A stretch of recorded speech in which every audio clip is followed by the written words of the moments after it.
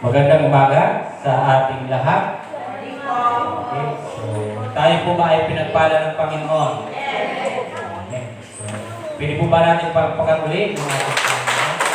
Okay, yung ating pinag-aralan ngayon is put God first, o unahin natin ang Diyos o ating Panginoon. At magandang umaga sa lahat ng mga sumusubaybay sa atin at lahat po tayo ay pagpala ng Panginoon.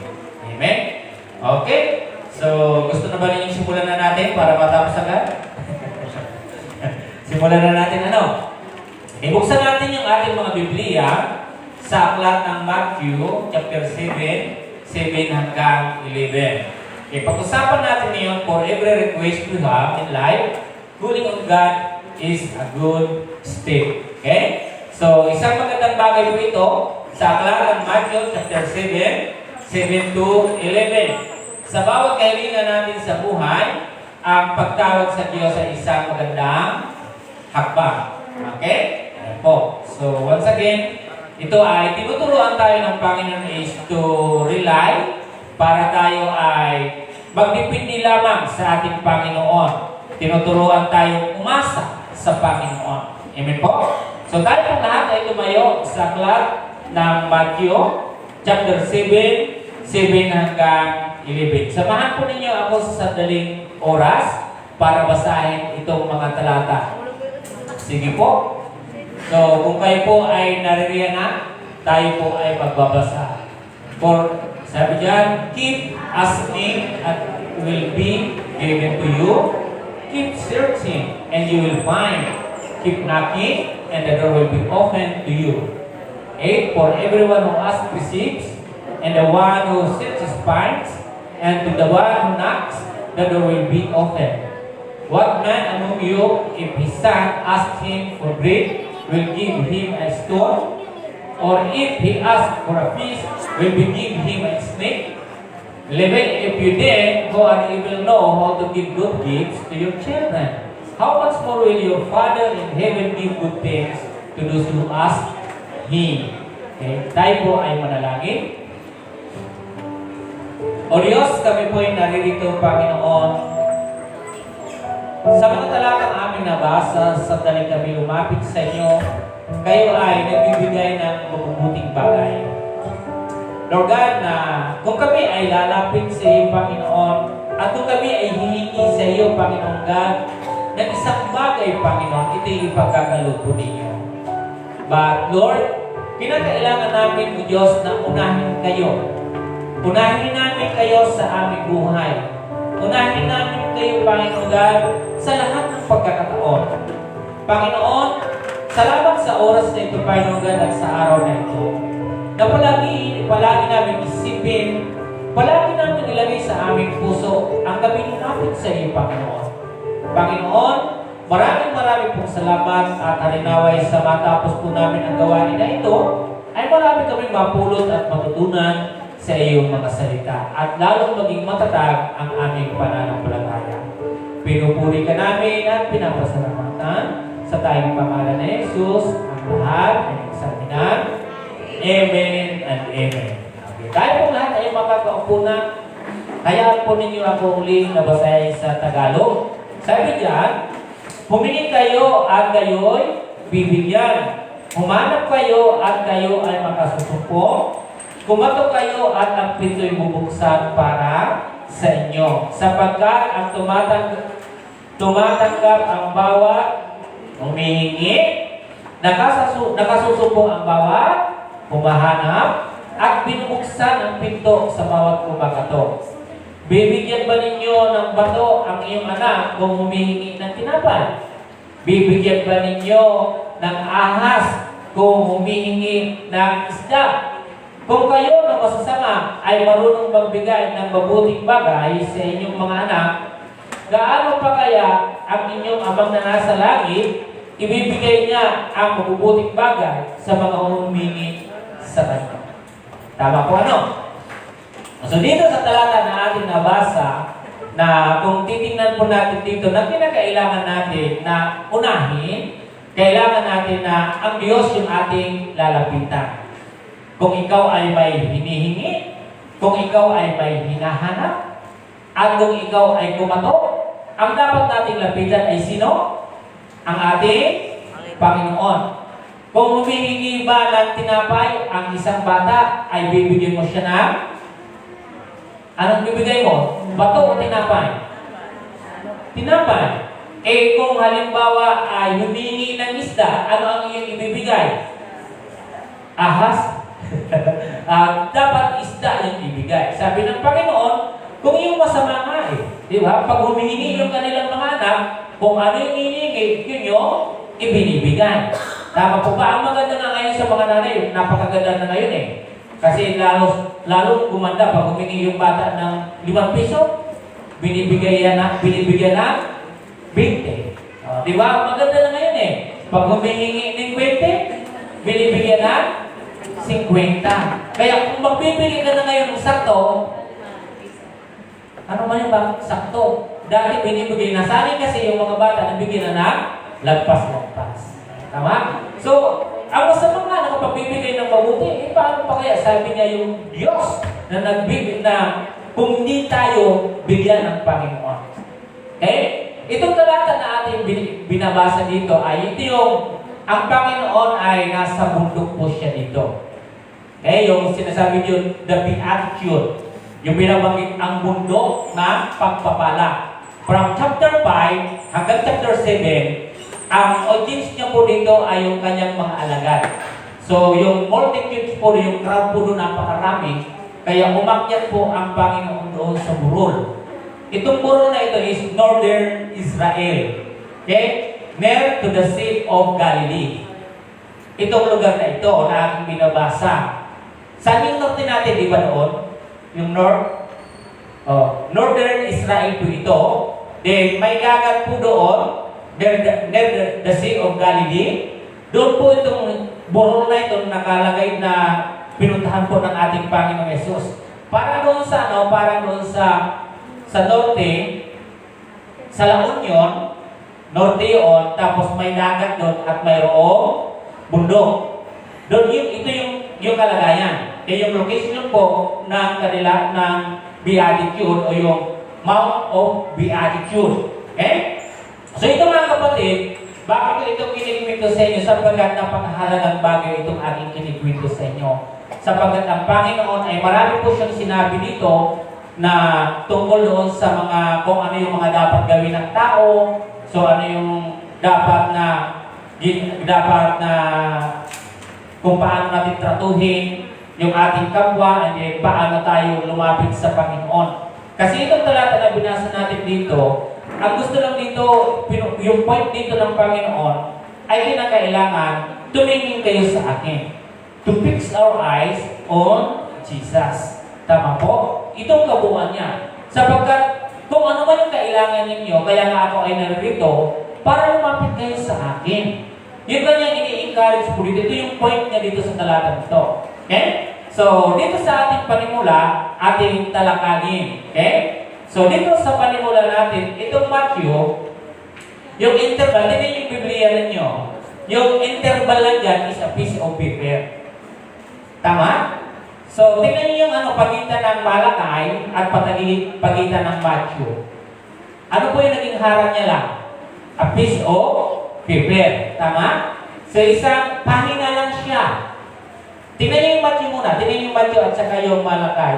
Yung kanyang pagkasiparit po. Ano po yung naging pagitan niya lang? Papilang Alam niyo mga kapatid, yung mga sinasalita natin dito, akala natin kay dali lang po siya. Pero kung titingnan at bubusisihin po natin, ay napakahirap po ito mga kapatid.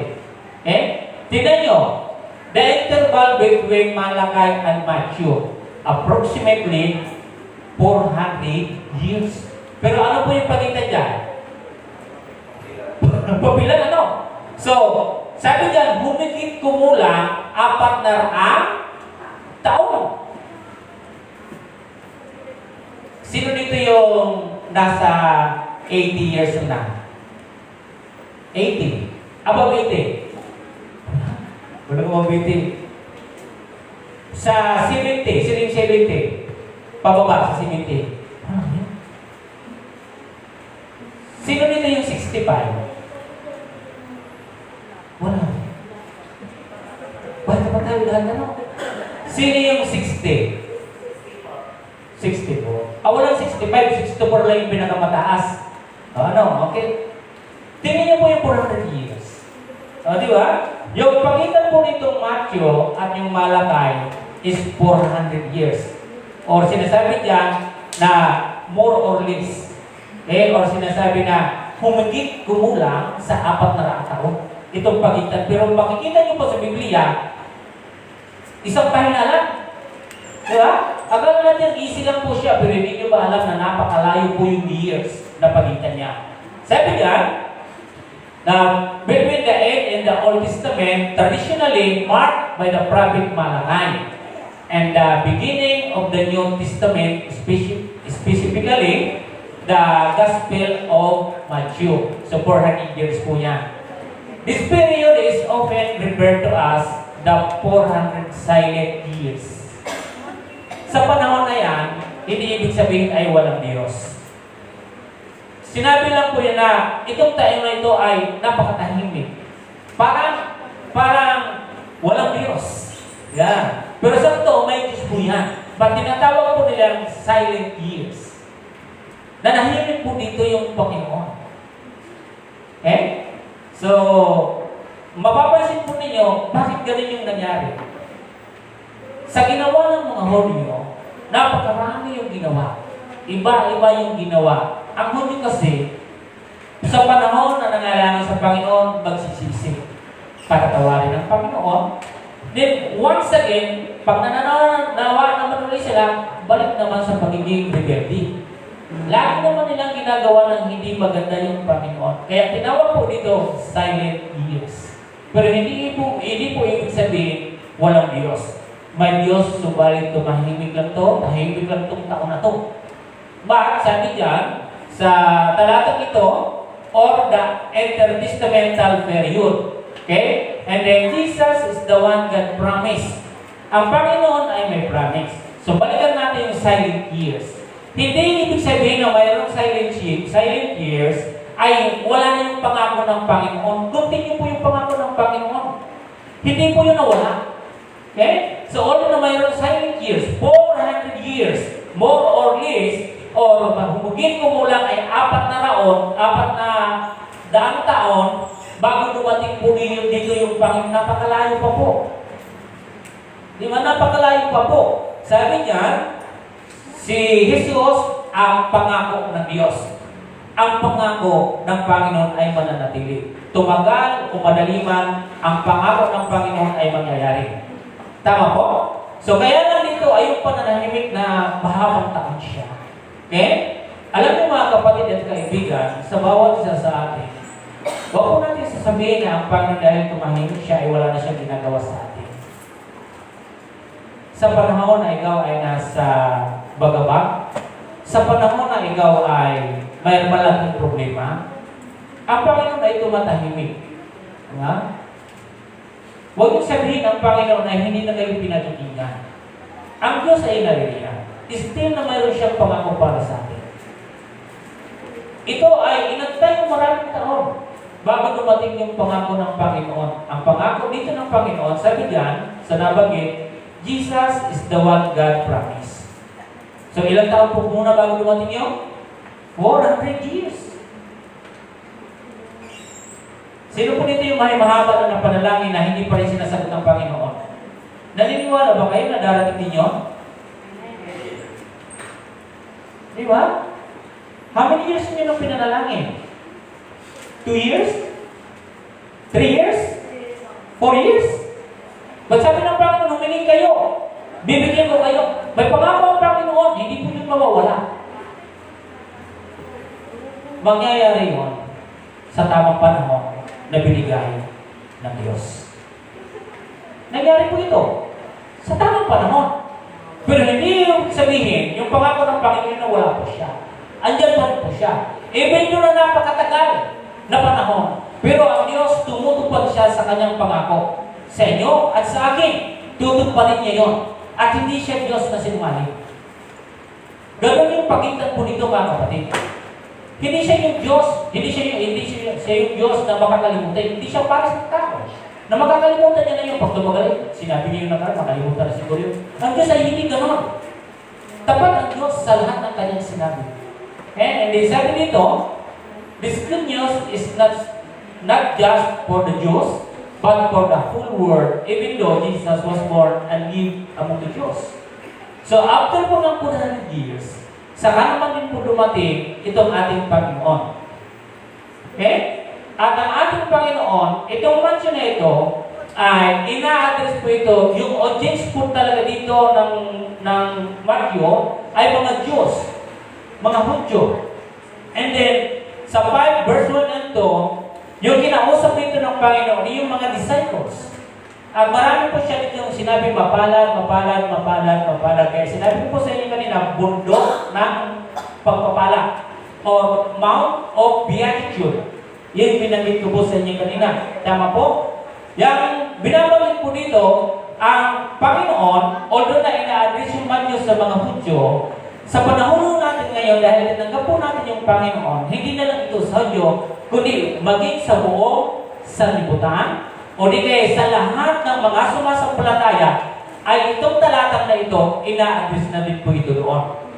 Kasama tayo na sinasabihan ngayon ito. Tama po? So sa pangkalahatan, ay sabihin natin na ang Panginoon ay lumaki sa piling ng mga Hudyo, pero hindi ibig sabihin nito ay hindi na po nakarating sa atin yung promise ng Panginoon. Andiyan yung promise niya. Si Jesus ay hindi lang para sa Hudyo. Si Jesus ay para sa buong sanlibutan. At sa lahat ng mga sumasampalataya, si Jesus ay naroon. Sapagkat yan po yung promise ng Panginoon. So isipin niyo na mahigit kumulang na 400 years, hindi po ang Panginoon makakalimutin. Ang pangako niya is still na naririyan at gagawin niya yon. Okay? Ito yung nangyari mga kapatid dito. Tama po? So ito yung kalagayan ng ating binabasa ngayon.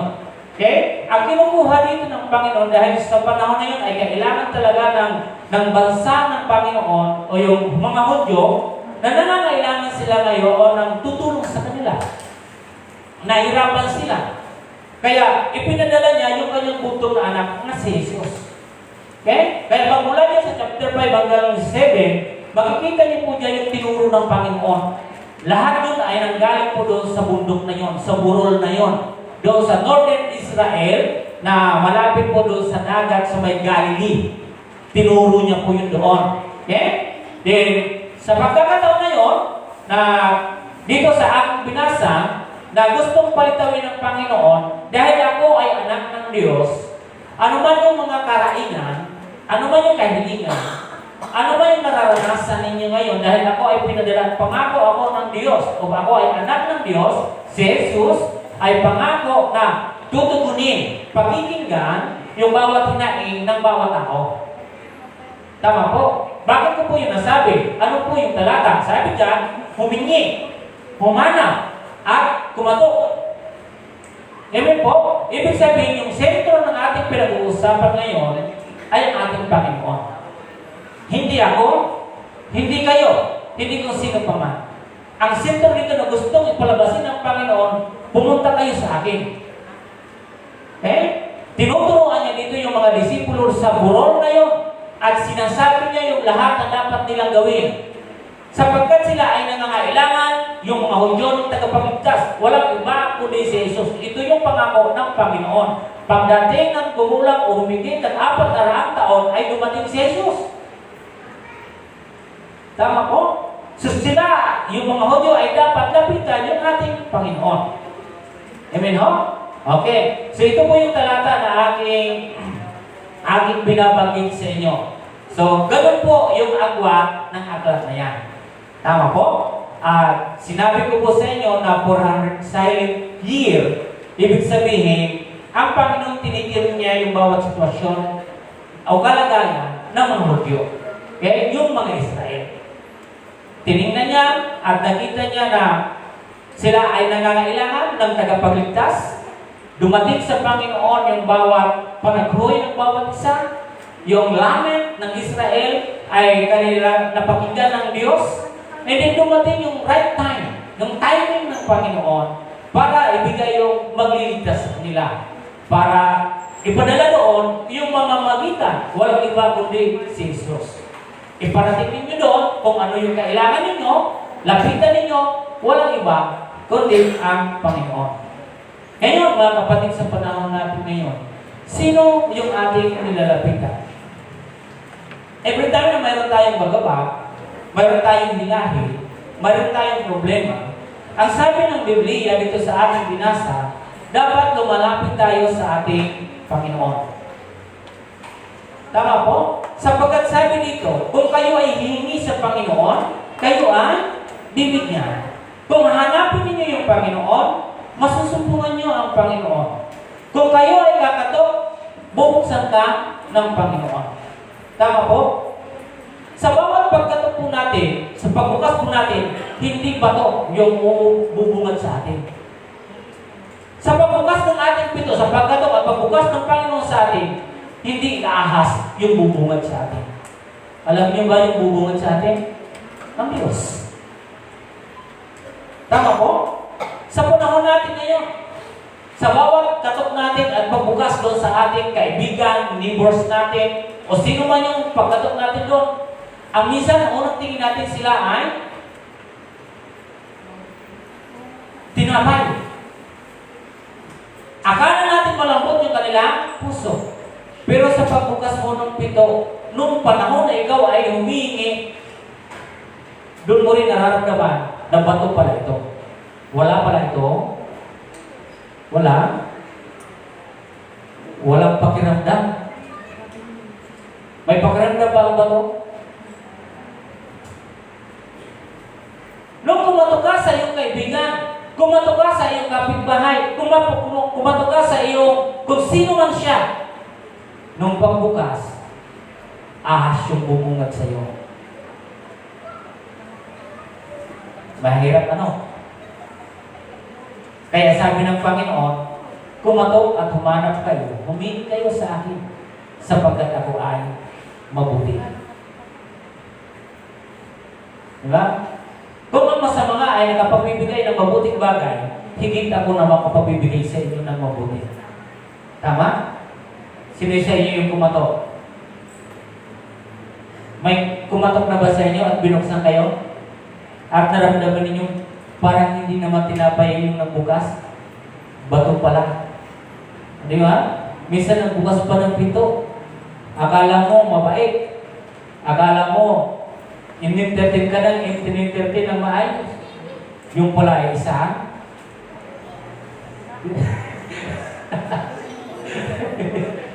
Yung pala ay isa. Ulubog. Ahas pala to. Pagkatapos dito, pinamalita na pumunta dito si Aro, ganito. Napaka-ahas naman ito. Napapansin niyo po ba yung talata na ating binabasa? Di ba? So, ang Panginoon, isipin ninyo kung gaano kahalaga yung 400 years. Kung gaano kahalaga yung mga tao nag-aantay sa Kanya, na nag-aantay para sa kululuhan sila. Kaya sinabi ng Panginoon, lumapit kayo tumato. Di ba? Hindi kung kanino tayo pumupunta. Okay? So, tingnan natin kung ano yung makukuha natin sa tatlong bagay na ito. Okay, sabi niya, what are the main things that ask us to do in this verse? Sabi po dyan. Ano ang mga pangunahing bagay na ipinagagawa sa atin ng Diyos sa talata nito? Nagbigay po siya ng guidelines. Di ba? Nagbigay po siya ng mga dapat gawin sa mga disipulo. Kung dumating man sa araw na kayo ay ganito, may nangyari na ganito, ito yung dapat ninyong gawin. At doon sa mga taong inaabot ng tinig ng ating Panginoon, ay narinig naman din nila yon. Hindi lang naman yung mga disipulo. Diba? Kundi yung ibang tao na crowded kasi yun, maraming tao doon, kaya nga napaan sa burol eh. Kaya napaan siya doon. Kaya habang siya nagsasalita doon, nagtuturo sa kanyang mga alagad, of course, narinig din pa rin ng ibang mga tao yung kanya tinuturo. Tama po? Dito mga kapatid, ito ang ating nakikita na gustong mangyari ng ating Panginoong Hesus na habang siya po ay nasa bundok. Sabi niya, whatever we ask for, let us first seek God with confidence. Kung tayo man ay mayroong hinihingi, kinakailangan natin ay unahin natin siya na mayroong pagtitiwala. Di ba? Habang nagsasalita ang Panginoon sa kanila, kung kayo ay mayroong hihingin, unahin muna ninyo ang Panginoon, magtiwala kayo. Marami ngayon kasi lumalapit sa Diyos, lumalapit. Pero may tiwala ka ba? Sa paglapit mo ba, doon sa Panginoon, may confidence ka ba? Umaasa ka ba sa Diyos? Yung pagiging mo ay bibigay ng Panginoon? Ito yung dapat po natin bigyan ng pansin sa bawat paghingi natin. Huwag tayo yung nagdududa, kaya nga andito siya, kaya nga siya pinadala 400 years.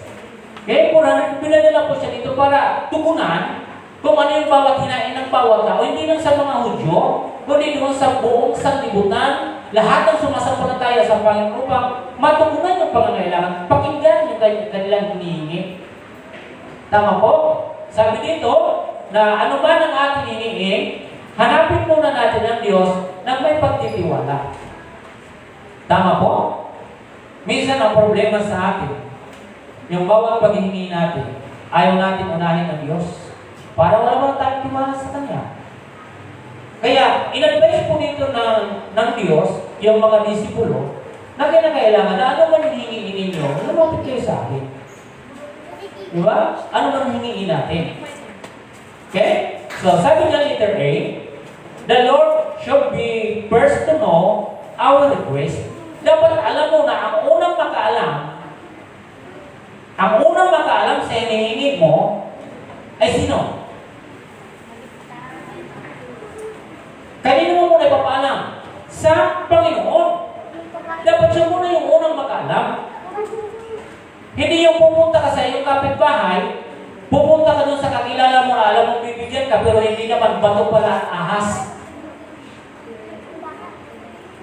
Mahirap yun. Kaya ina-advise niya dito yung lahat ng nagpapakinig dito, kasama tayo ngayon, o sa panahon niya doon yung mga disipulo, na kinakailangan lumapit tayo sa Kanya, na dapat siya muna yung makaalam ng kailangan natin.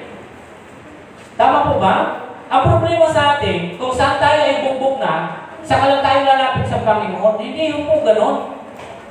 Para lagi huli yung Panginoon, to the rescue na lang eh, parang ambulansya.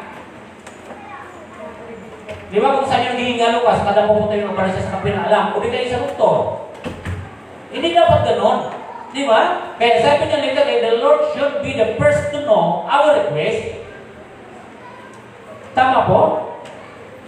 Siya dapat yung unang nakakaalam kung ano yung hinihingi mo, sapagkat siya nga pumunta dito eh. Kaya nga yung mga Hudyo nanawagan ang tagapagligtas eh. Tayo rin eh, nananawagan. Sino ba yung sasakit sa amin? O bakit hindi kayo lumapit sa Panginoon? Bakit hindi tayo pumunta sa Kanya? Bakit hindi muna natin siya unahan at magtiwala tayo na siya may magagawa sa hinihingi natin? Minsan kasi tayo, ang ginagawa natin, pumupunta tayo doon sa mga tao na alam natin, siya yung makapagbibigay. Ang problema, siya ay bato at ahas. Di ba? Akala mo, tama yung gagawin, pero nung pumunta ka, walang pakiramdam pala siya.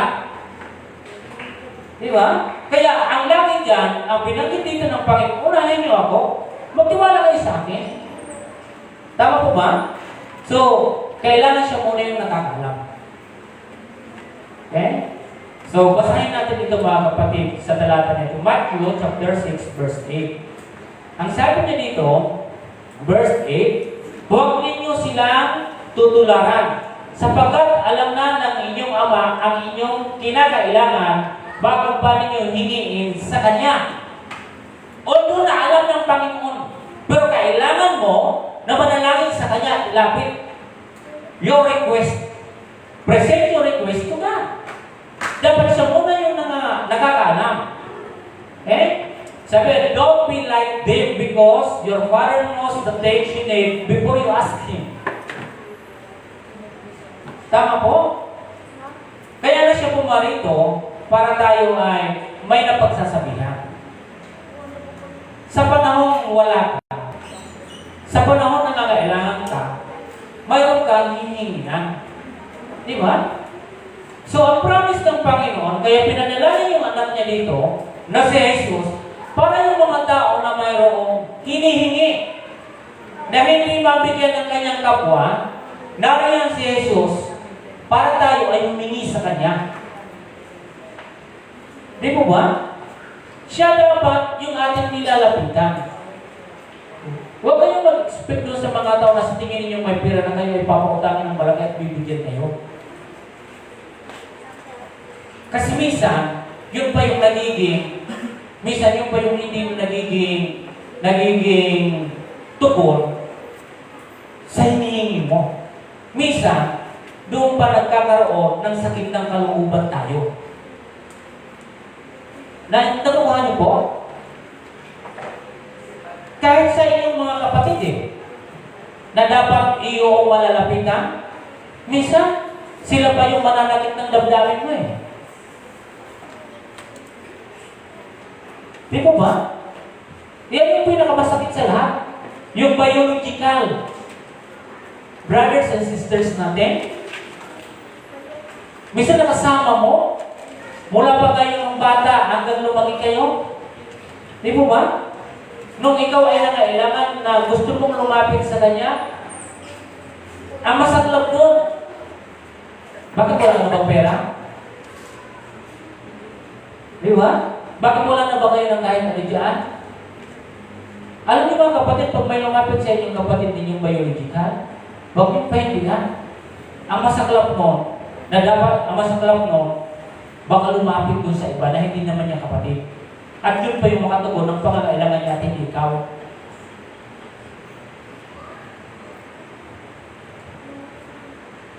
Di mo ba?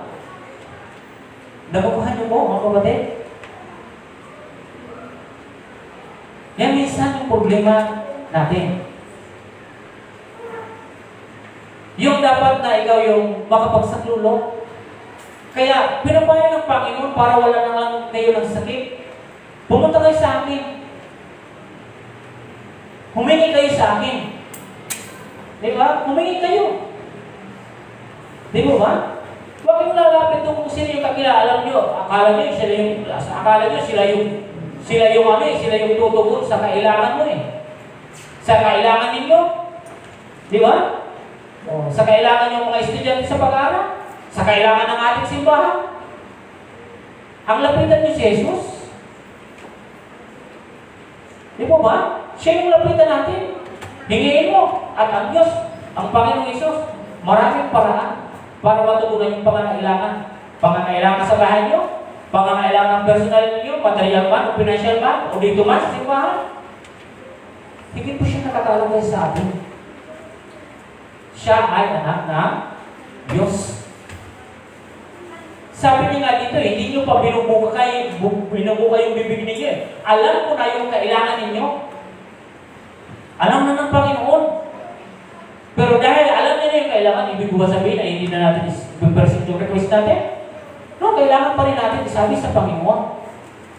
Okay? And then, sabi niya sa talata sa Mark 11:24. Sino yung nakakabisa po nito? Ano po yung sinasabi niya?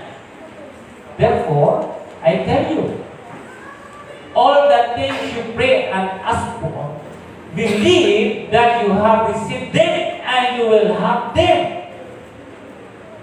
Di ba? Sa paglapit mo sa Panginoon, maniwala ka na yung hinihingi mo, mga kapatid, binigay sa iyo ng Panginoon. Tama po ba? Sabi mo rin yan. Sabi niya, sa 11:24, Kaya sinasabi ko sa inyo, ano man ang hingin ninyo sa pananalangin, manalig kayong natanggap na ninyo iyon at matatanggap na ninyo. Kaya sabi ko sa inyo kanina, ang problema kasi sa atin, pag humihingi, kaya sabi ko dito is put God first at kinakailangan natin with confidence. Ang paglapit natin sa Panginoon, dapat mayroon kang pagtitiwala. Kailangan natin i-rely, kailangan natin umasa sa Panginoon. Pero yung paglapit at paghingi mo sa Kanya, na parang ka lang nagsalita ng ganito, hindi makatagos hanggang bubong lang natin, hanggang kisang ilan yun. dapat mayroong pagtitiwala sa iyong hinihingi. Tama po? Kaya huwag sabihin mga kapatid, na sa bawat paghingi natin ang kinakailangan, ang unang makaalam nito ay ang ating Panginoon. Kasi kung ipapaalam mo ito agad sa iyong kaibigan, maraming chismosa, maraming marites. Ang bilis na ngayon na makarating kahit malayo. Anong ginagawa? Tama. Ititext ka agad, si pumunta dito eh. Di ba? Naging problema pa tuloy ngayon. Ano ba? Ba't ba naman yung sinabi? May mga tao kahit kaibigan, mabilis magsalita. Di ba? Kaya para walang hinanakit, walang skip, lumapit sa Panginoon. Kaya nasabi ko nga sa inyo kahit kapatid nyo pa di ba? Kahit pinakamalapit pa sa inyo na dapat ninyong malapitan, minsan, sila pa yung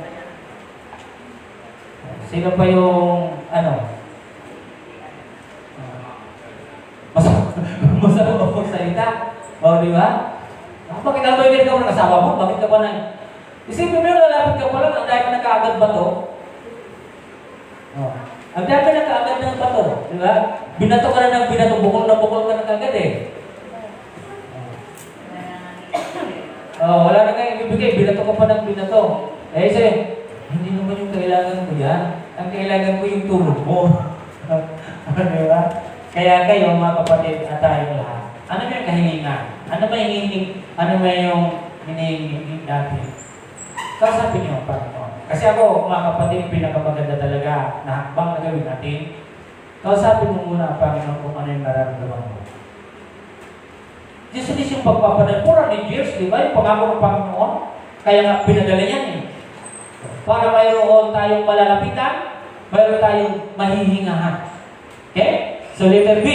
Sabi sa letter B, mga kapatid, sabi niya dito, be specific about you are asking for. Diba? Ano may sabihin panalangin natin? Lord, may kailangan ako, Panginoon sana, ibigay niyo po sa akin, Panginoon. Alam na ng Panginoon. Ang nangyayari rin, ginagawa natin na pinapahula natin ng Panginoon. Be specific. Okay? Sino dito sa inyo yung mayroong kailangan? Sino mayroong kailangan? Ano kailangan?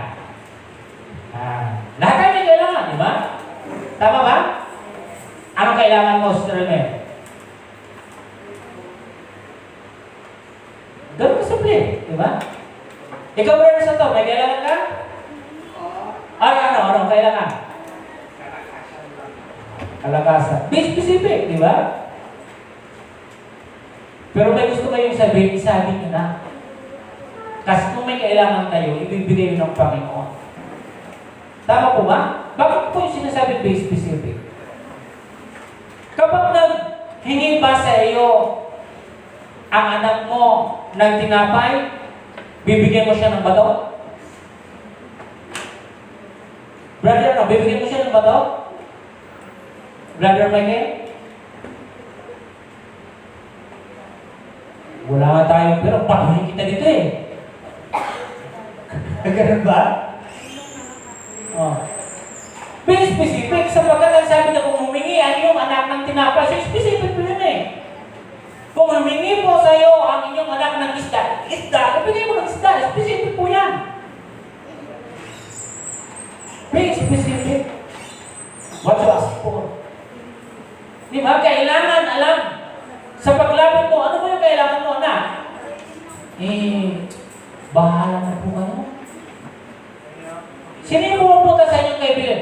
Bahala ka na po kayo. Paano kung bigyan ka ng 1 kilong bigas? Hindi naman pala bigas yung kailangan mo. Minsan masama sa Pilipino yung ganito Kumain ka na marami sa taon? Busog pa. Kumain ka na, pagkalit kumain. Pero sinisikmura na yan. Sinisikmura na yan. Pero kumain na po. Wala ka ba? Wala ko kailangan. yung problema natin minsan sa paghihingi natin sa Panginoon. Be specific your request, your prayer, what you ask for. So kinakailangan be specific. Kasi yung bata na ito, yung binabagin niya dito, kung siya ba humingi ng tinapay, bibigyan mo siya ng bato. Hindi naman bato ang ibibigay, tinapay. Kasi tinapay yung kanyang hinihingi, hindi bato. O, kung siya ay hihingi ng isda, ibibigay niya yung isda, hindi ahas. O, di ba? Ibibigay mo yung tama, appropriate po kung ano yung kailangan, ano yung needs. Ito mga kapatid, bigyan ko rin kayo ng isang sampol dito. Nung ang Panginoong Jesus, galing po ng Jericho, mayroong 2 bulak. May 2 bulak. Mula sila sa Jericho. Puntahan po ninyo. Sa aklat ng Matthew 20, 29-34. Matthew 20. Tingnan niyo ito ha. Iba po ito kay Bartimeo. Ito sa 20, verse 29. Pag-alis nila sa Jericho, si Jesus ay sinundan ng napakaraming tao. Sabi diyan. At sabi dito, may 2 namang bulag na nakaupo sa tabi ng daan. Ayan, there were 2 blind men sitting by the road. When they heard that Jesus was passing by, they cried out, Lord, have mercy on us, Son of David. Diba? Mahabag po kayo. Kaya pa kayo mahabagin. Kaya nga dapat tayo humingi sa pagkatang Diyos ay mahabagin.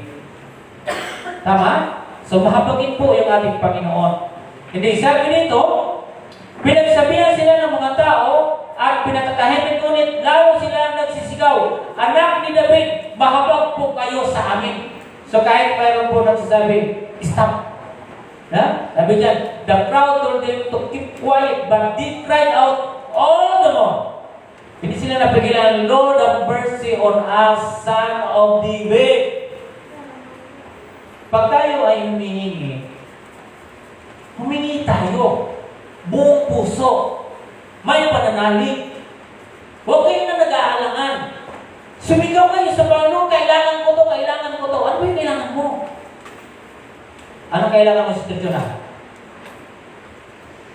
Yan yung problema sa atin, nahiyain tayo, hindi natin kayang sabihin. Alam niyo, ibibigay niyo sa inyo sana ngayon. O hindi ko na ibibigay, sabihin. Ayaw mo sabihin. O ikaw, Sister Bernard, ang kailangan mo?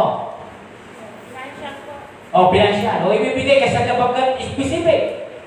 Sabi ng Panginoon, sabihin ko sa inyo, totoo mga kapatid, anong sinabi po ng Panginoon? Sabi niya dito, tumigil si Jesus, tinawag sila at tinanong, ano ang ibig ninyong gawin ko sa inyo? O ano kailangan mong brother din? Sabi nila, di ba? Sabi nila, ano ang gusto ninyo? O ikaw, Sister Teresa, ano gusto mo, Sister Teresa? Pera! Baka mamaya na tayo dito puro pera. Ako din ilang sagutin. Di ba? Kasi may specific. Jesus stopped calling and said, What do you want? What do you want me to do for you? Di ba? Ano yung ibig kong gawin sa'yo? Sabihin mo. Anong sinabi ng 2 bulag? Ang sinabi ng 2 bulag ay ito. Sumagot sila, Panginoon, lubuin po ninyo makakita kami. Next, sabi, Lord, this is them, open our eyes. Next, 34. Anong sinabi niya sa 34? Moved with compassion, Jesus touched their eyes.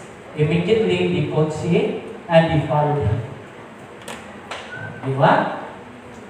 Sa oras na ito, kung mayroon po pinis po tayo, kung tayo ay may tiwala sa Diyos, ano man ngayon yung nasa puso niyo yung gusto niyo hingin? Immediately, sabi na, bibigyan ko sa iyo. Hindi pa kayo dito lumalabas, makukuha niyo na. Tama po ba? Sabihin niyo, sabi ng Panginoon. Dahil yun talaga yung kailangan mo. Di ba? Minsan may mga sinasalita natin, hindi naman talaga yung kailangan natin. Ito yung nakita, ito talaga yung kailangan nila. Ang sila ay makakita. Bakit kaya hindi nagsabi sila, Lord, bigyan mo po kami ng pera para magpaganto kami pumunta kami ng orthopedic ba? Hindi, sa care. Pumunta kami ni Jesus sa eye care. Magpagabot kami, bigyan niyo kami ng pinansyal. Oh. Anong hiningi nila? Kagalingan, hindi pera. Kundi, alam nila na si Jesus ay nagpapagaling. Alam niyo mga kapatid, pinadala po dito, pagkatapos po ng 400 taon, pinadala po siya dito. Today, we have an access. Mayroon tayong pagkakataon na lumapit ngayon sa Panginoon. Pakinggan ka ng Panginoon. Di ba? So, kinailangan mo na malaman niya yun. Una siya na makaalam ng kalagayan mo, ng kailangan mo. Be specific. Your request. What you ask for Him. So, kailangan, dapat po na niya yan malaman. Tama po? Kaya kung kayo ay pumunta ngayon sa simbahan na, punta ako kasi simpo ngayon. Huwag ganon. Dapat pumunta kayo ngayon. Handa kayong pakinggan yung salita ng Diyos na magtitiwala kayo. Totoo ba? Na pumunta kayo dito na magtitiwala kayo sa salita ng Diyos? Pag yun yung gagawin natin, believe. Maniwala ka. May grasya.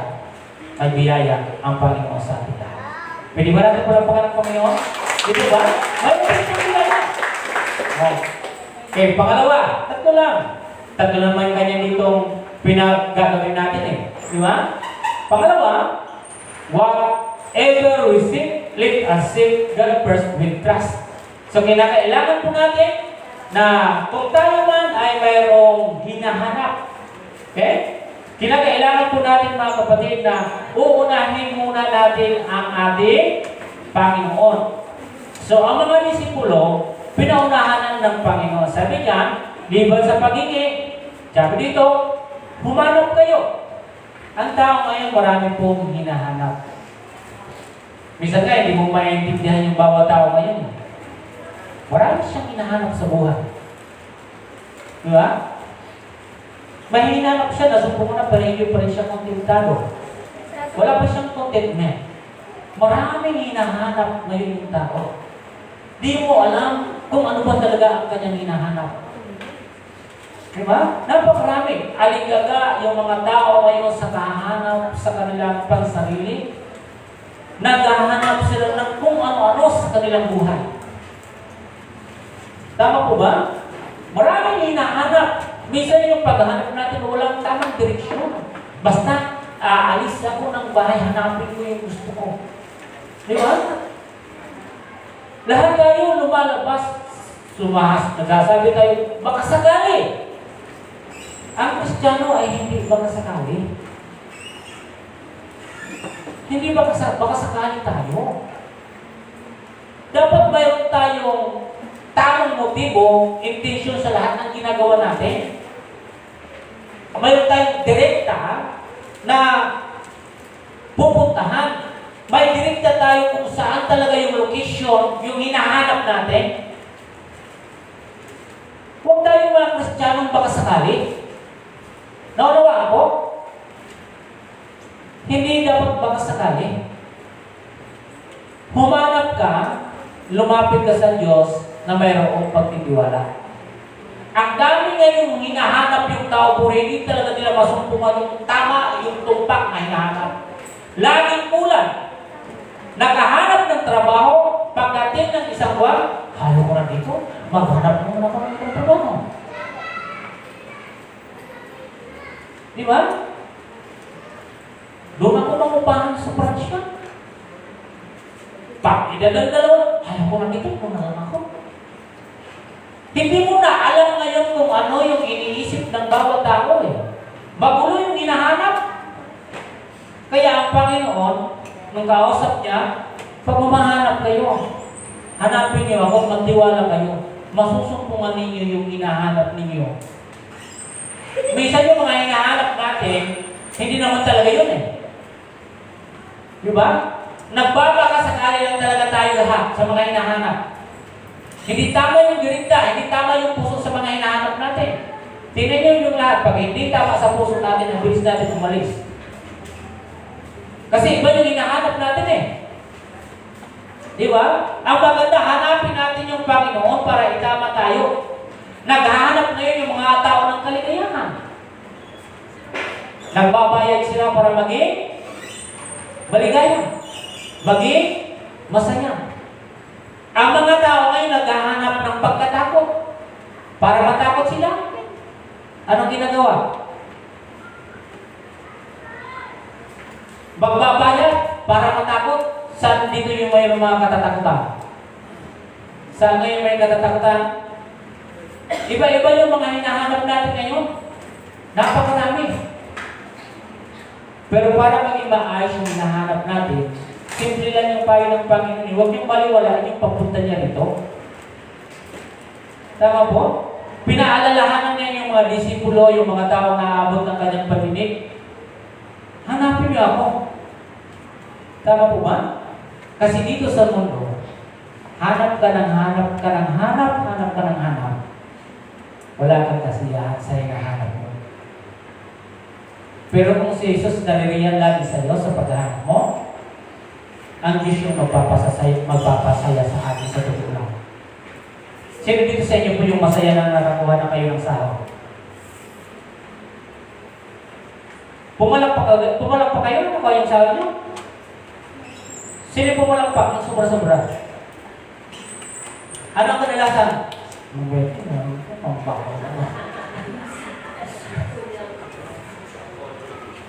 Kulang naman ito. Ano tayo makapaghanap na lang kayo kung ano magkakitaan? Hanap na naman ang hanap. Hanggang sige ng hanap, hanggang ng hanap, walang napapatukuhan yung kahanap. Sana uwi. Di ba? Ito yung salita ng Diyos. Dito sa mundo nito, huwag tayo maging parang mga yung mga pangalan ito, yung nagwawagal-wagalan diyan. Na nag-ikot-ikot lang tayo na parang wala tayong basta naghanap lang ako ng ganito, basta pumunta ako dito. Huwag ano. Tama? Okay. So ito yung maganda. Whatever we say, let us seek God first.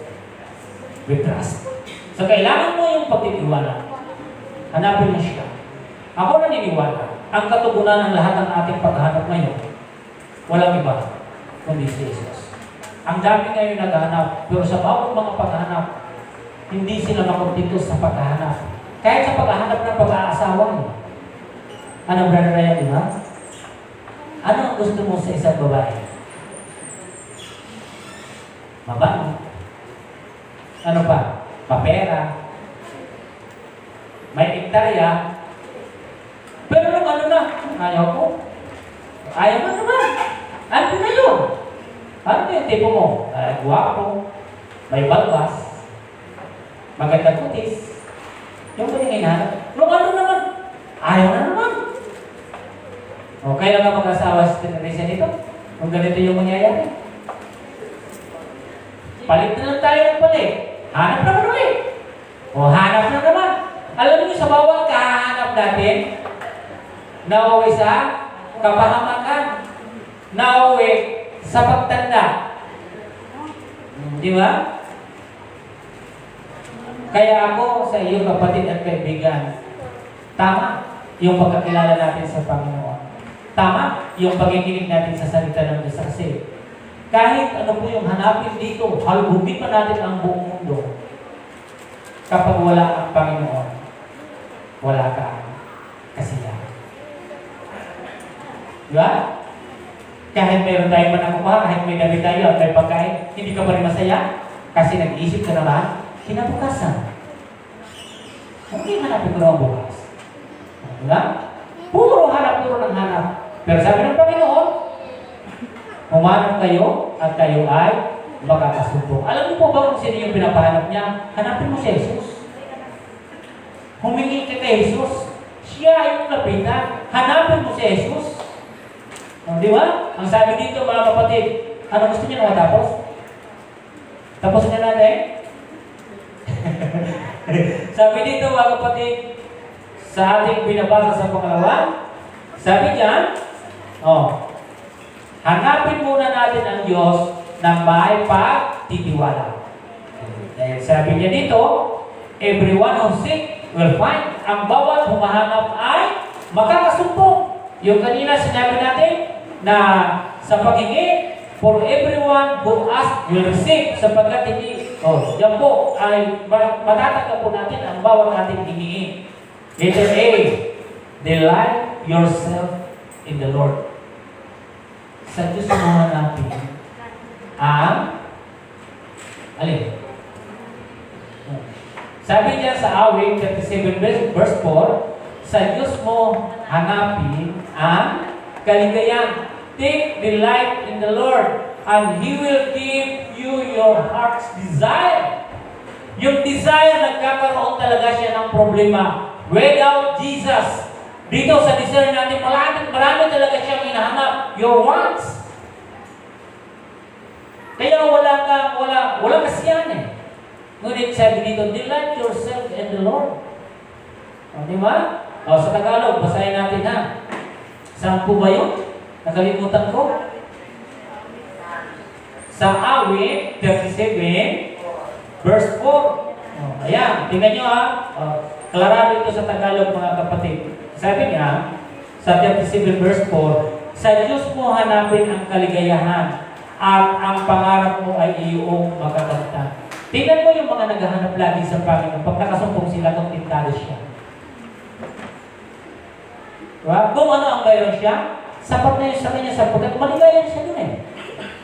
Hindi katulad nung pag hindi ka lumalapit, wala kang tiwala sa Panginoon, ano ang laging naririyan sa atin nung nakaraan na pinag-usapan natin? Ano lagi yung pagkabalisa? Ano lagi yung pag-aalala? Di ba? Pero dito, sabi dito, delight yourself in the Lord. Di ba? Sa Diyos mo hanapin ang kaligayahan mo. Ituturo ka ng Panginoon sa lahat ng hinahanap mo. Pero kung ikaw ay naghahanap, pumupunta kung kanino, Brad, maghanap tayo ng ganito. Di ba? Kung saan ka naghahalugog, nagkompromiso pa ang iyong ang salapi mo, pamamasahe, sa kahanap ng kung ano-ano. Pero ang pinakamaganda, bago ka maghanap, anong kailangan mong gawin? Lumapit ka na muna sa Panginoon, Lord. Ituro niyo po, Panginoon God, yung tamang direction ko ngayon. Kasi maghahanap po ako ng ganito sana. Ang mahanap ko ay kalooban ninyo para maging masaya ako at maging maligaya ako. Di ba? Minsan tayo pag hinahanap natin yung sarili nating kaligayahan, hindi tayo pupuntado doon. Masusumpungan mo lang talaga yung lahat ng hinahanap mo sa Panginoon, magiging maligaya ka. Tama? Sapagkat lahat ng ibibigay sa iyo ng Panginoon, yun ay magiging inaw. Yun ay magiging kontentado ka sa binibigay sa iyo ng Panginoon. Kaya nga dyan, dito sa kanyang pagsasalita nito, sa akin nyo yan hanapin. Kasi marahil yung mga disipulo o marahil yung mga nakakapakinig na noon, ay marahil mayroon silang kakaharapin problema. Hindi naman magbibigay ang Panginoon ng ganito kung wala silang kakaharapin. At maging tayo. Di ba? Magkakaharapin tayo pagdating ng araw, magugulo tayo. Kaya sabi diyan, humingi kayo sa akin. And then, kayo ay humanap sa akin. Sa akin yung hanapin. Kaya kapag hinanap natin yun, itatamat itutumpak tayo ng ating Panginoon sa ating mga hinahanap. Tama? Okay. So, ano yung binabanggit dito sa letter B? We can find what we are looking for because Jesus is our life. Tingnan niyo po doon sa 119. 119 ang awit, verse 105. Tama ba? O yan, yung nakalagay. Your word is a lamp for my feet and a light for my path. Yun yung salita. Yung salita na nagkaroon ng laman, walang iba, kundi si Jesus. Yan yung promise ng Panginoon eh. Di po ba? So, sino ang ginamit ng Panginoon para si Jesus ay magkaroon, yung salita na nagkaroon ng laman? Sino yung babae na ginamit? Sino ang ginamit? Na babae, para yung salita ay magkaroon ng laman. Sino ang ginamit ng babae? Si Maria. Di ba? Kaya nagkaroon po yan. Your word is a lamp for my feet and a light on my path. Di ba? So siya mga kapatid yung nagbibigay sa atin ng liwanag. Siya yung ating lampara. Okay? So punta naman tayo sa Lucas 15. Ano yun? 15, ano po yun? 15:8. O, ano yung nabasa niyo sa 15:8? Anong nabasa po ninyo? Sa 15:8, o kaya, kung ang isang babae ay may 10 salapit bilang at nawala ang isa, ano ang gagawin niya? Sisinihan niya ang ilaw, wawalisan ang bahay at hanapin mabuti hanggang sa masumpungan ito. Hindi ba? Sabi niya dito. So, ang ating Panginoon is our light. Kukunin niya yung ilaw. Di ba? Ang Diyos yung ating liwanag. Ito yung lost coin. Okay, yung lost coin po dito na, ayan o, or what a woman who has 10 silver coins. If she lost 1 coin, does not light a lamp, sweep the house, and search carefully until she find it. Kukuha siya ng ilaw. Jesus is our light. Diba? Kailangan natin unahin, kailangan natin tiwalaan yung ating Panginoon sapagkat siya yung nagbibigay ng taglaw at liwanag sa bawat isa sa atin. Pag nakuha niya po yan, pag nakuha po yung nawalang isang coin, anong mangyayari? Ano yung kabuuan ng talata? Pag kanyang nasumpungan, anong nangyayari? Siya ay diriwang. Siya ay magsasaya. Iimbitahan niya yung lahat sapagkat nasumpungan niya. At ikaw, kapatid at ako, ay nasumpungan ng ating Panginoon. At ikaw dapat ay maliwanag. Tama po? Jesus is our light. Kaya ang sabi diyan, kukunin yung ilawan para mahanap. Isang magandang bagay, mga kapatid, na bawat ginagawa, sa bawat paghanap natin, lagi natin hanapin si Jesus sapagkat siya yung liwanag. Para mahanap mo yung hinahanap mo, unahin mong hanapin si Jesus. Ano man yung plano sa buhay natin, huwag na huwag kayong aalis.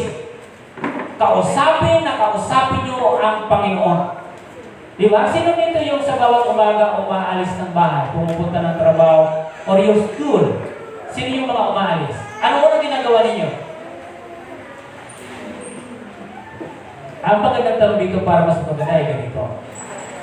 Sino ang umaalis ng bahay na bago umalis ay nagpipray? Mas marami yung hindi ano. Diba? Hanapin niyo muna yung Panginoon. Ugalingin ninyo na ang pag-alis ninyo ng bahay, huwag na huwag kayong makakalimot na hanapin si Jesus. Hanapin ninyo yung ilaw sapagkat siya yung magiging ilaw mo. Huwag mong iiwan. Diba? Maraming Kristiyano ngayon nakakalimutan manalangin, nakakalimutan hanapin si Jesus. Huwag mong iiwan yung ilaw. Dalhin natin yung ilaw, yung ating Panginoon. Ugaliin po ninyo na sa bawat pag-alis ng bahay, huwag na huwag kayong magkakalimot. Huwag yung ganito. Alam niyo yung ganito? Anong pangalan doon? Sa ngalan ng Espiritu Santo. Magsalita ka. Magsalita kayo. Kunin mo si Jesus.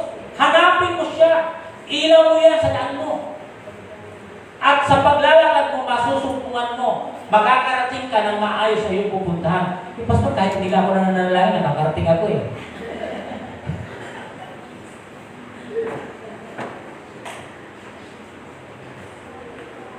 Ano? Nung nanalangin ako, saka naman ako hindi nakarating.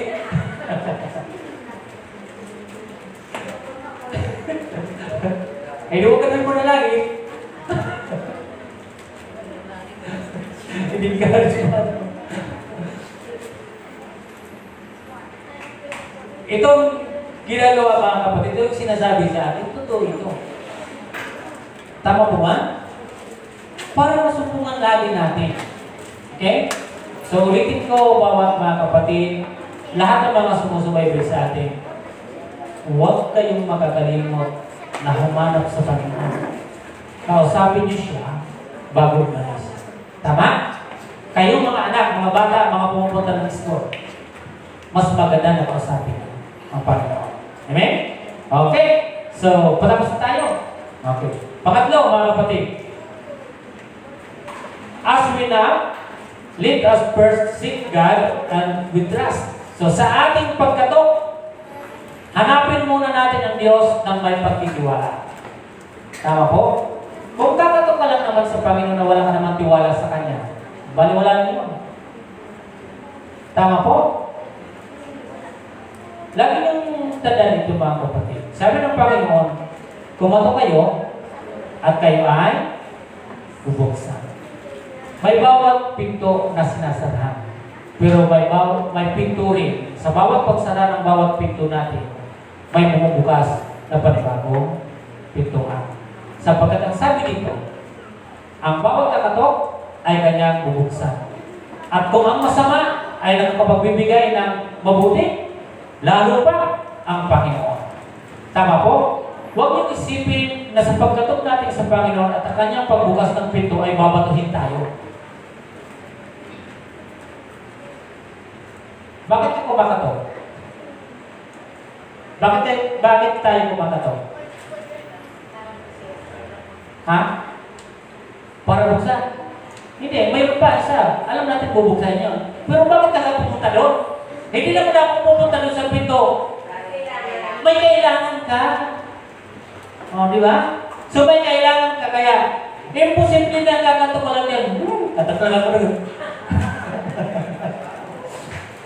Di ba? Bisa amin sa Bicol, parabas lang. Bahala na si Batman. Basta ako, gaganito ko. Hindi. Ibig sabihin, sa pagkatok mo, mayroon ka. Kakatok ka eh.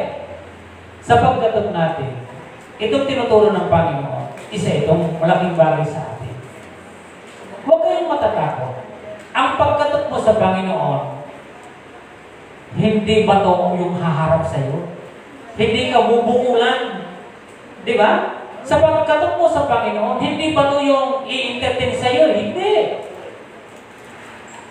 O di kaya, sa pagkatok mo, ay mayroon sa paghawak sa pintuan ay mayroong nakaganito. Ahas na makamanda? Hindi. Kaya sabi ng Panginoon, kumatok kayo sa akin, kayong mga nawawalan ng pag-asa, kumatok kayo sa akin sapagkat ako ay hindi bato. Hindi ako ahas. Di ba? Hindi ako lupong. Hindi ako manunuklaw at para patayin yung kakatok sa akin. Ako ay mabuti. Sabi ng Diyos. Bawat kakatok sa akin ay aking pagbubuksan. Tama po ba? Ganun yung Panginoon. Kaya lahat tayo, kailangan po natin na kumatok sa Panginoon. Na huwag man din maging bato yung puso natin. Huwag naman natin aahasin ang Panginoon. Maging tama naman yung ating paglapit sa Panginoon.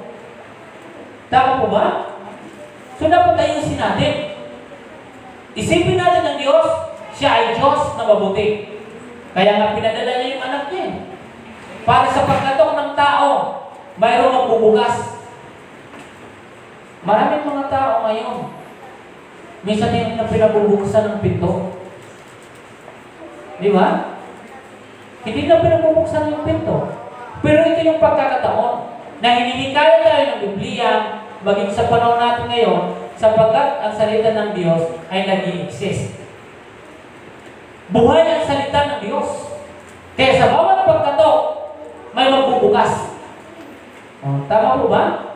Kung ikaw man ngayon ay nasarahan ng pag-asa, nasarahan ka ng iyong pinto, ang magandang magagawa ko lang kapatid, ito yung ina-advise ng Biblia, katukin mo ang Panginoon. Katukin mo siya. At kailan ang Panginoon hindi kanya pagsasara. Siya ay handa na buksan. Lahat ng kumakatok ay binubuksan. ng Panginoon.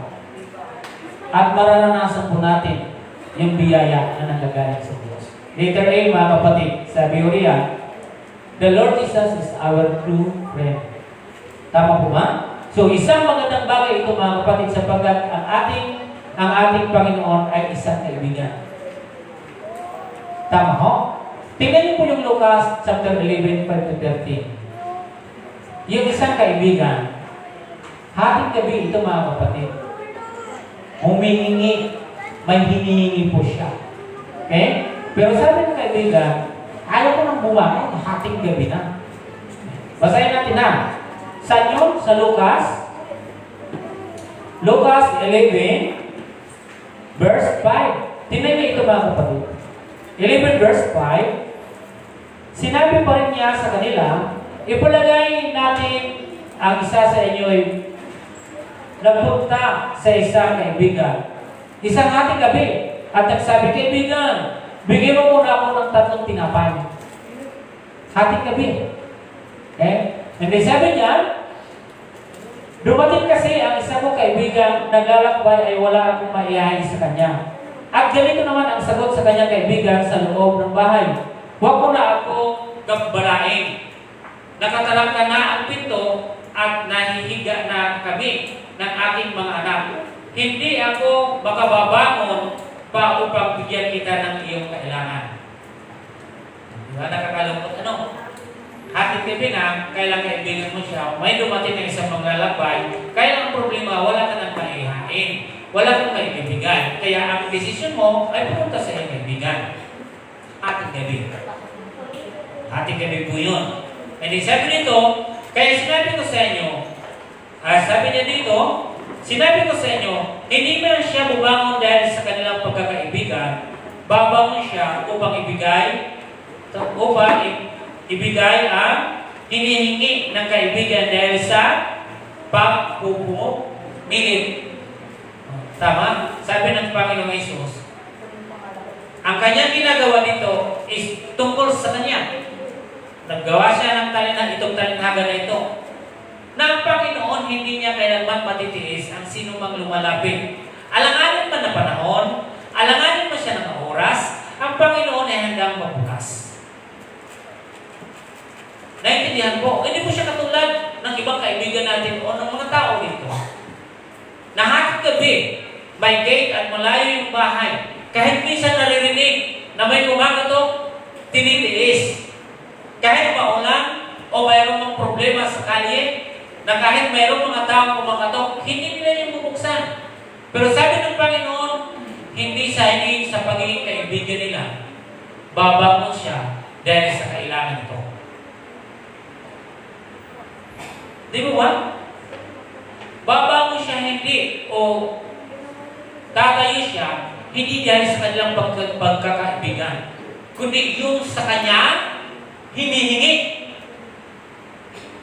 Ganon katindi mga kapatid, di po ba? So, ang Panginoon, ang ating tunay na kaibigan, na anumang oras, wala po siyang pinipiling oras. Kahit magising ka ng hating gabi kung may kailangan ka sa Panginoon, katukin mo ang Panginoon, Lord, masakit yung aking ulo, hindi maganda yung aking pagkaramdam. Walang pinipiling oras ang kaibigan natin. Walang iba, kundi si Jesus. Naintindihan po? Yan yung tunay na kaibigan. Kaya nga sabi ng Panginoon, hindi man siya bumangon dahil sa pagkakaibigan, babangon siya dahil sa hinihingi, sa pagpumipilit na bigyan siya na makakain yung isang manlalakbay na wala siyang maibibigay o maihanda, ang Diyos ang magbibigay. Tama po? Huwag kayong mag-alinlangan sa paglapit sa Panginoon. Siya ang tunay nating kaibigan. Tama? Okay. So sabi pa dyan, sabi niya pa, sana? John 15:14-15. Ano ang sinabi niya po dito? Basahin po natin para mas lalong mapaganda yung pagbabasa. So total matatapos naman din tayo. Sabi niya, kayo'y mga kaibigan ko kung tinutupad ninyo ang mga utos ko. Hindi ko na kayo inaaring alipin sapagkat hindi alam ng alipin ang ginagawa ng kanyang Panginoon. Sa halip, inaari ko na kayong mga kaibigan sapagkat sinabi ko sa inyo ang lahat ng naririnig ko sa aking Ama. Ang alipin, wala talaga siyang pagkakataon na malaman kung ano ang ginagawa ng amo niya. Tama ba? Ito, tatapatin ko kayo. Minsan nga yung kaibigan pa natin, yung ating pinagsasabihan ng lahat ng ating nararamdaman. Minsan, hindi nga natin masabihan yung ating mga magulang. Mas mahigit pang mayroong alam yung kaibigan natin kaysa sa ating mga magulang. Tama ba? Tama? Kaya sabi ng Panginoon, kaibigan ko kayo. Kaya ang Panginoon sa oras na ito, bilang kaibigan, sinasabi niya, kumato kayo sa akin, at ako ay bubuksan ko kayo, at mararanasan ninyo ang isang biyaya na nagmumula sa akin. Na kung ano man ang relasyon niya sa Ama, ay kayo naman din tayo. Ang alipin ay hindi ho ganon. Hindi siya close, sapagkat alipin siya. Ikaw ngayon at ako ay tinuturing ng Panginoon na kaibigan. Tama? Kaya naisasabi niya kung anong kailangan niya. Di ba? So dito, sa mga kabataan natin, marahil ang iba ng mga bata dito ay mas magaan na magsalita doon sa kanilang kaibigan. Kaya naibibigay nila lahat yung kanilang, kung ano yung kanilang nararamdaman. Pero minsan, yung mga magulang, may alam yung kaibigan, pero wala kaibigan. Narawan po? Kaya ang Panginoon, ang pinakamaganda ngayon, tunay natin kaibigan. Okay? So, dito, sa pangatlo nito, letter B. Letter B tayo. The importance of not, yung pagkatok, mga kapatid, is an active engagement with God through prayer and willingness to allow Christ into one's life. Okay? Yung pagpayag, na payagan natin ng bawat isa sa atin, ng ating Panginoon, ay mangalaga sa buhay natin. Sabi niya dito, sa talata, ang kahalagahan ng kumatok ay ang aktibong pakikipag-ugnayan sa Diyos sa pamamagitan ng panalangin at isang pagpayag na payagan si Kristo sa buhay ng isang tao.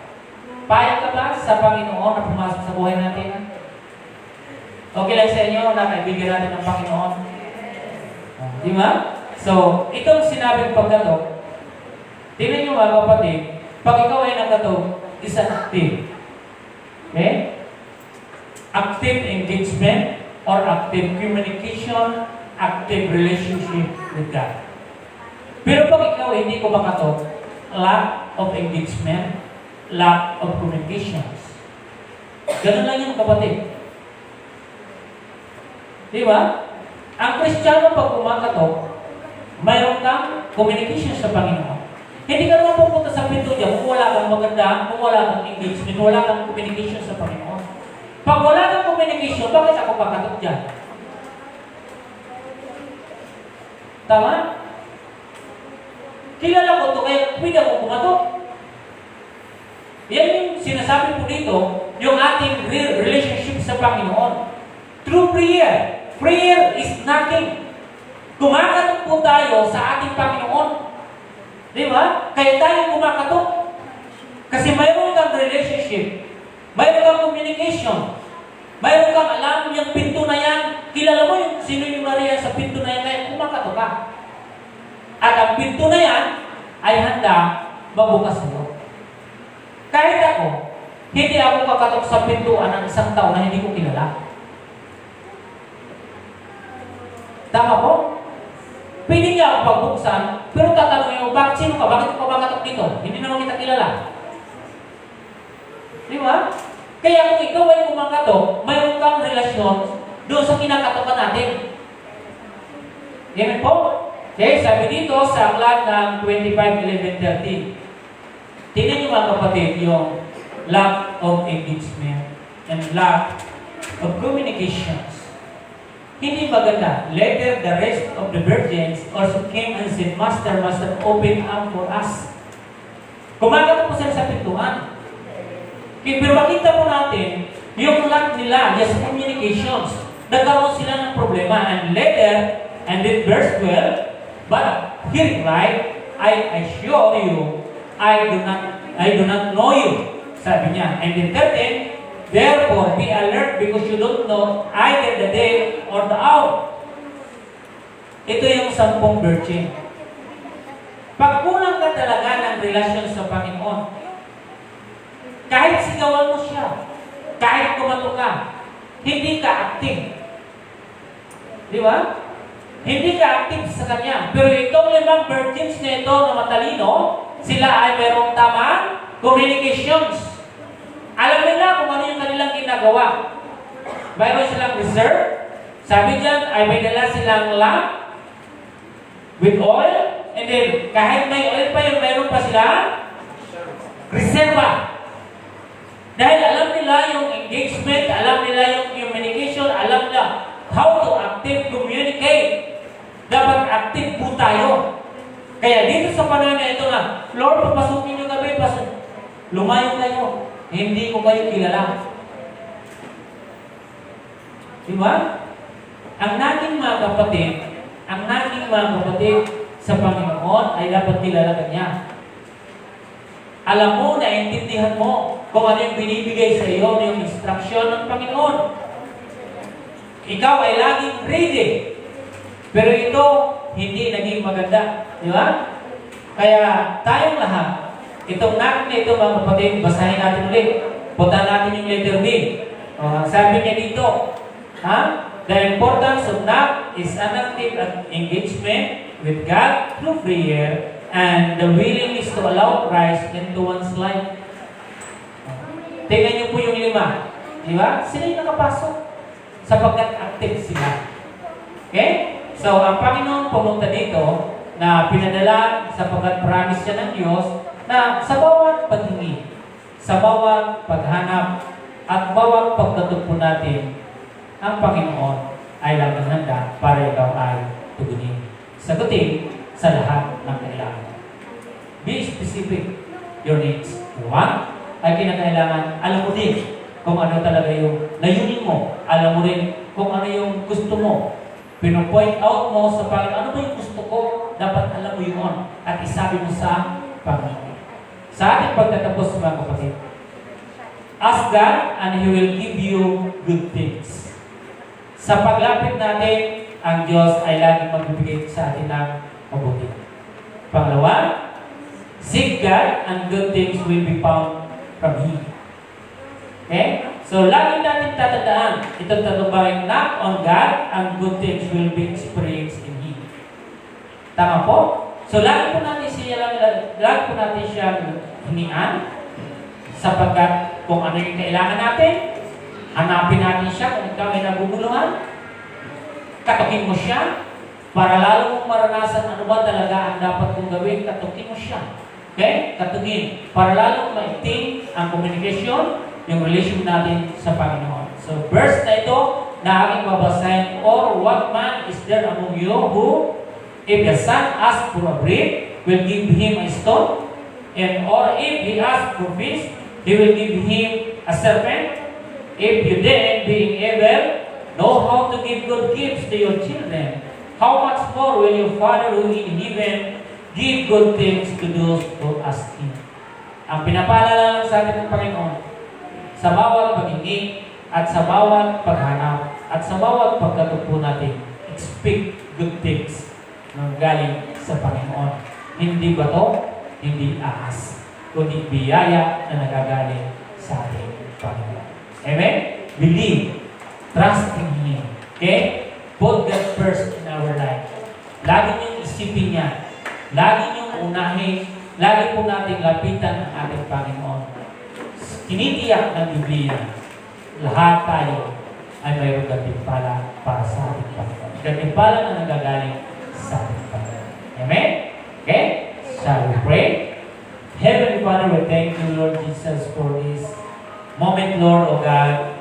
Maraming pang salamat. Of course, your Holy Spirit, your praises, Lord. Maraming pang salamat. Lord God, naway patuloy niyo kaming pagpapalain when we ask, Lord, nanaway dinggin niyo kami sa aming paghahanap, ay pasumpong niyo po sa amin. Every time, Lord, na bigat kami, Panginoon, na kami kakatok sa iyo, Diyos, open the door, Lord Jesus. Open the door of heaven, so God. Lord God, pagpalain niyo ang bawat isa sa amin. Tulungan niyo kami, Panginoon. As you promise, Lord, kahit ang tagal pa ito, Panginoon, darating at darating ito, Panginoon. Hindi ibig sabihin na kayo ay tahimik sa panahon na kung saan kami nangangilang wala kayo yan. Andyan kayo, Panginoon God, to fulfill your promise, Lord God. Lord God, bless everyone, Lord Jesus. Salamat, Panginoon God, ang iyong mga salita at patuloy niyo kami palakasin. Patuloy niyo, Diyos, na bigyan kami, Panginoon God, na malalim na kaalaman tungkol sa iyo. Salamat po, Panginoon. Salamat sapagkat ang iyong anak na si Jesus ay pinadala niyo dito upang pakinggan yung aming karaingan, Panginoon. Ang aming hilahin, yung aming problema, Panginoon. Mayroon na kami ngayon nalalabasan, nahihingahan ng aming mga kabigatan, Panginoon. Ikaw lamang, O Diyos, ang dapat lagi namin unahin, nagkakaalam ng aming sitwasyon, ng aming kalagayan at ang bawat panahon aming tinatahak, Panginoon. Sa iyo, Diyos, ang lahat. Sa tayong pangalan ni Jesus, ang lahat at magsabi ng Amen.